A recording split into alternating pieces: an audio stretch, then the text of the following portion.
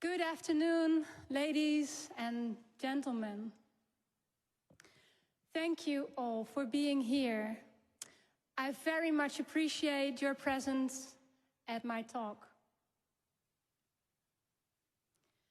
Today I would like to share with you some of my own experiences regarding communication with our doctors during our infertility journey, complemented with those of the women I supported as a teacher, yoga teacher, and as a writer. Okay.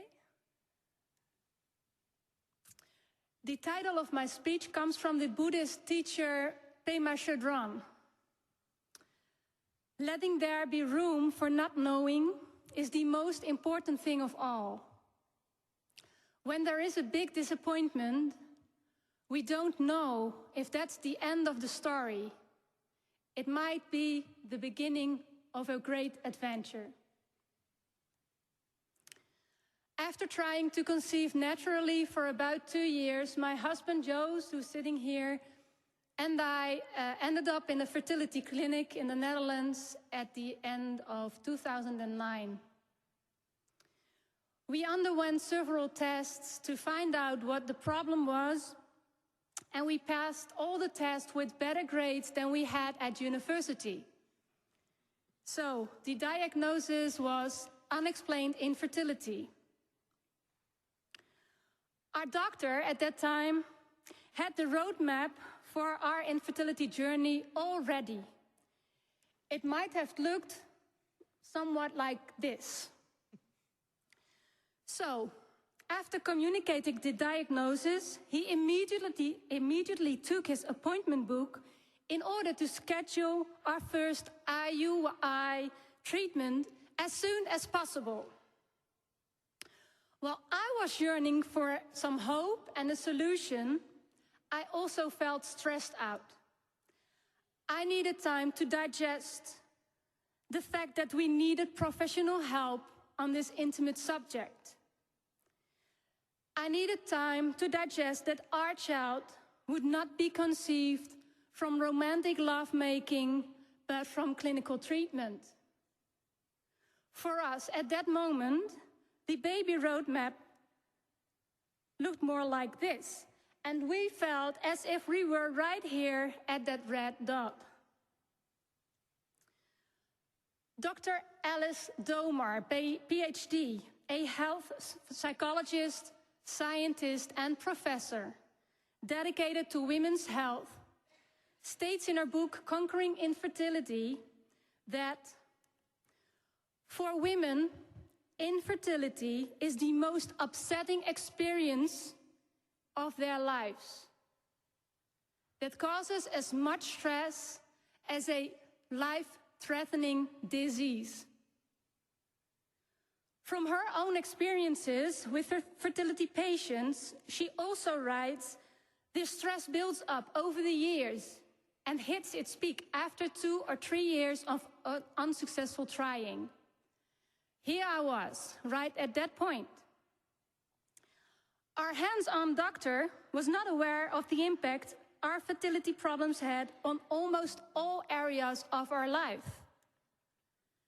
Physical, but also mental and emotional, social, relational, sometimes, in our case not, but I know in some countries that's different, financial and spiritual.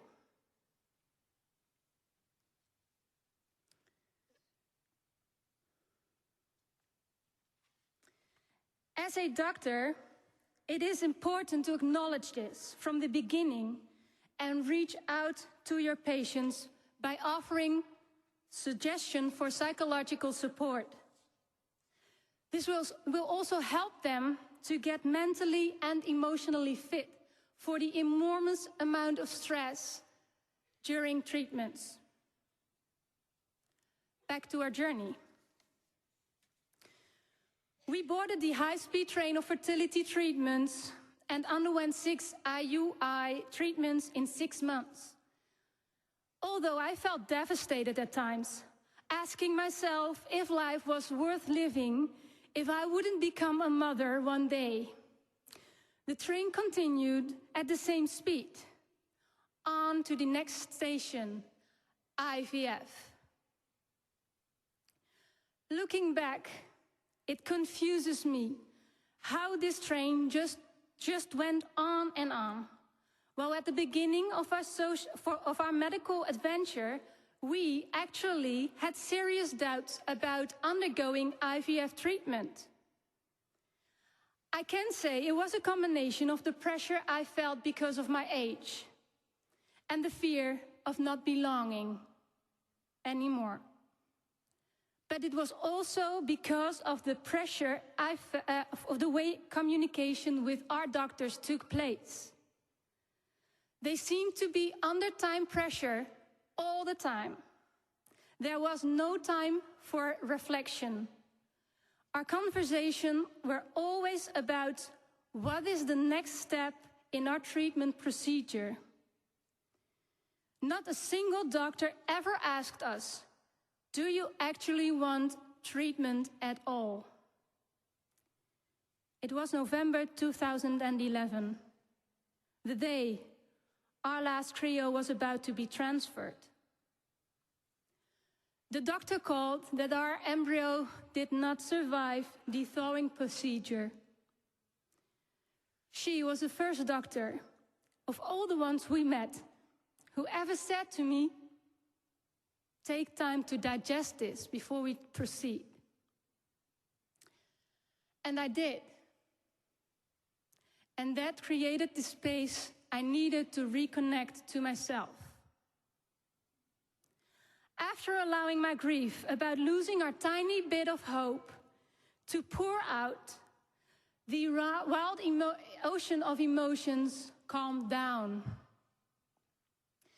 And there was that question again, what's next? Another IVF trial?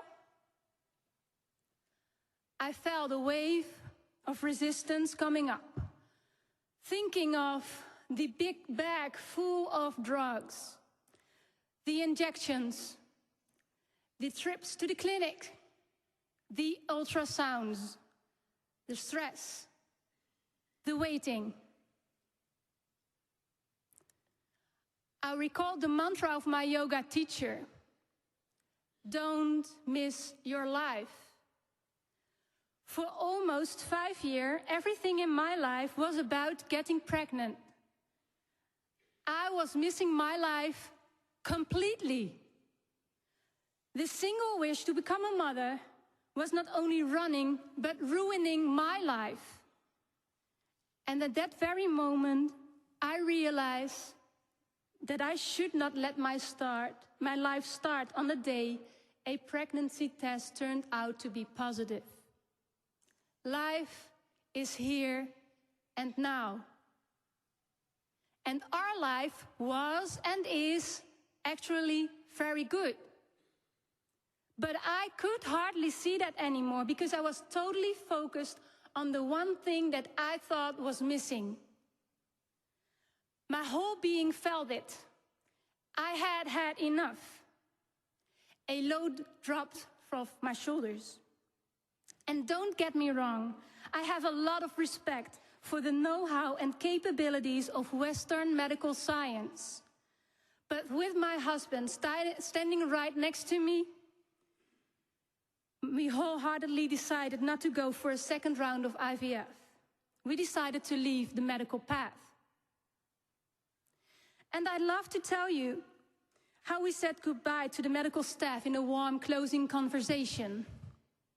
But the reality is that we just never called back to our hospital. Nor was there any check from their side on how we were doing, which is actually a shame. From other women, I understand that this open ending is the rule rather than the exception. After our decision, we felt liberated, but our wish for having children was not gone. I needed to learn to accept this new perspective of our future, and to be able to do that, I first needed to heal my emotional wounds.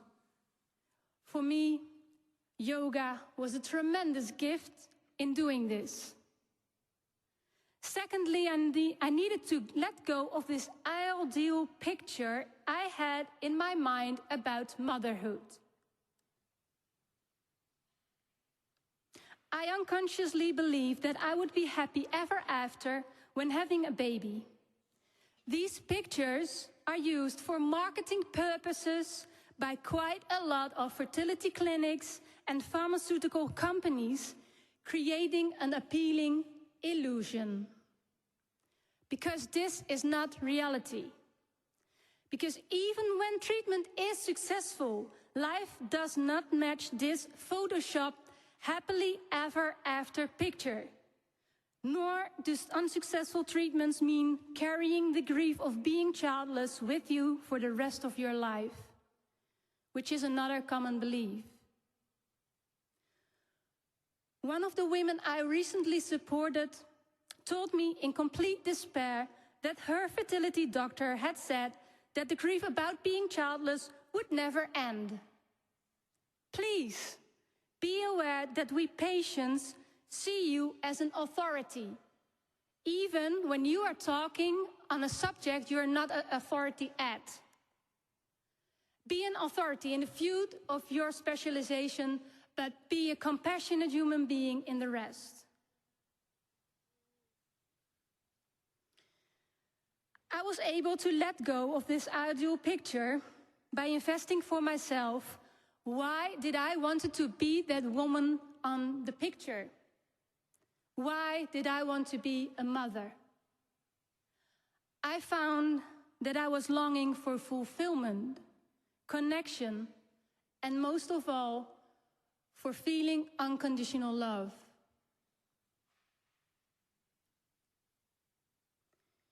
Did I need a biological child to meet these longings? The answer came from my heart. No, I didn't. And with that realization, I was able to open my mind and to find new perspectives on how to live a happy, fulfilling life without children. Letting go of the picture allowed me to see the gift of the childless destination of our infertility journey. Life did not bring us children, but it gave us freedom. And with that, many, many beautiful things, people, and adventures. Now, 8 years later, I feel grateful for our decision to stop medical treatment, because it was a decision based on trust instead of fear.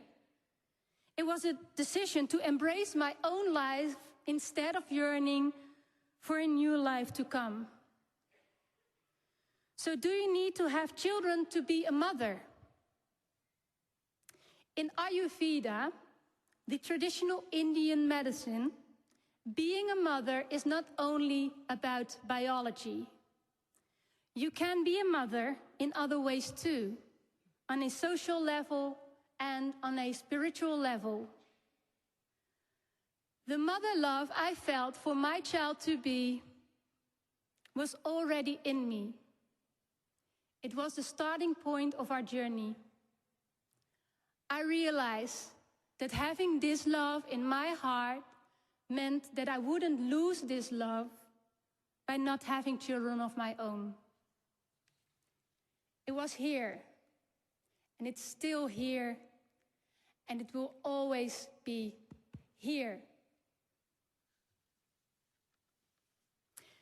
And in the state our world is in, there are so many opportunities for my creative mother heart to give love, to connect, and by that living a deeply fulfilling life.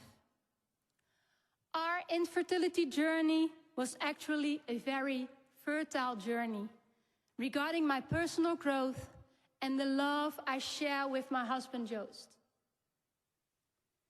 By sharing my journey, I hope to inspire you to help your patients in the best way you can.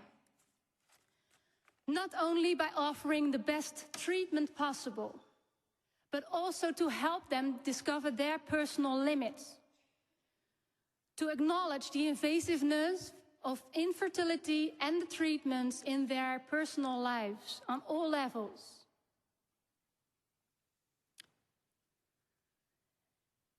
Helping them to discover the personal limits is extremely important in this era of technological advancements and seemingly unlimited possibilities.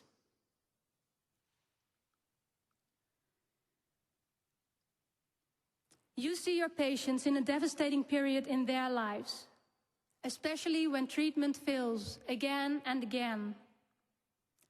Help them by giving them a break, by referring them to psychological help, and most of all, by being honest and realistic. Also, make sure that there is communication at the end of the medical process. Make sure your patients don't feel as if they were just another patient on your list. The solution for fertility problems is not always a next step of treatment. Sometimes it is found in learning to embrace life as it is and by letting go of the ideal picture. Because when there is a big disappointment, we don't know if that is the end of the story. It may just be the beginning of a new adventure. Thank you so much.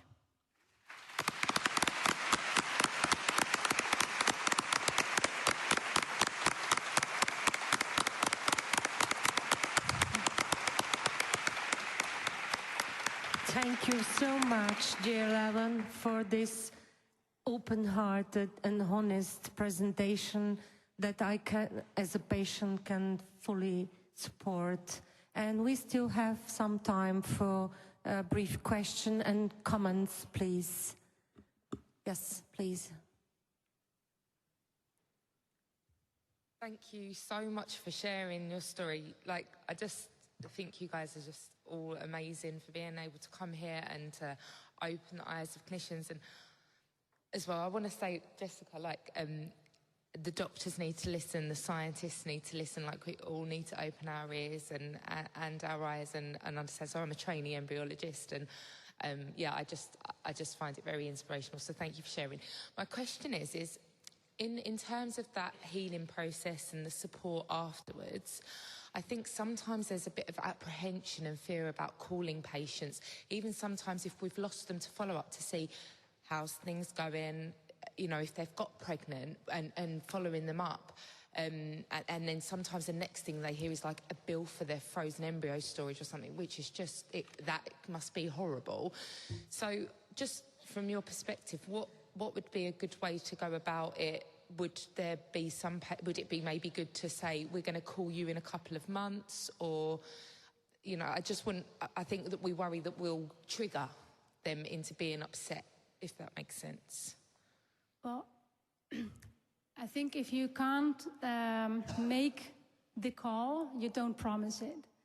Okay. But if you feel from your heart, if you're thinking about the patient, any attention is okay. You don't have to do it perfectly. Just maybe, I mean, I think everybody in this room have had to deal with despair, losses. I mean, this is the same.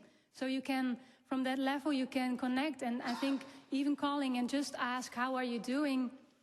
It's enough. Okay. Yeah, you don't have to solve their problems, but yeah, I mean, you're like a person of trust for them. So yeah, it's really heartwarming if you would, yeah, take time for it. Just say hi, how are you? Just check up. Thank you for that practical Thank you very advice. much. Welcome.